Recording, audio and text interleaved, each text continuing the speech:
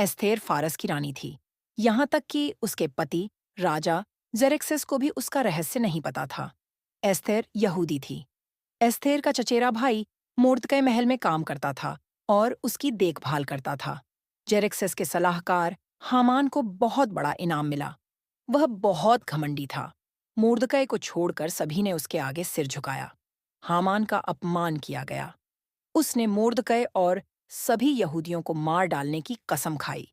हामान ने जेरेक्सिस से कहा कि यहूदी खतरनाक हैं और उन्हें मार दिया जाना चाहिए।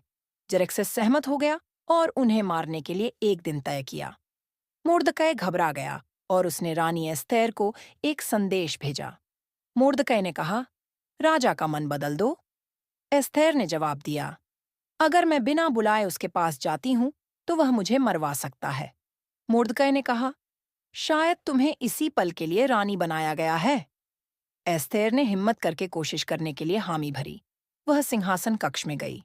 राजा जेरेक्सिस उसकी खूबसूरती से चकित था और उसने उसे अंदर बुलाया। उसने पूछा, क्या हम हामान के साथ भोजन कर सकते हैं? हामान अपने पिछवाड़े में एक बड़ा फांसी का तख्ता बनवा रहा था। उसने मोर्दकै को उस पर फांसी देने की योजना बनाई। तभी राजा का निमंत्रण आया। इसलिए हामान रात के खाने के लिए महल में गया।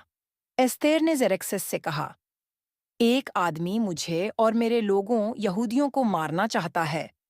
ऐसा कौन करेगा? उसने पूछा। दुष्ट हामान, एस्थेर चिल्लाई। हामान? पहरेदारों, उसे मार डालो। इसलिए हामान को उसी फांसी पर लटका दिया गया जिसे उसने मोर्दकै के लिए बनवाया था।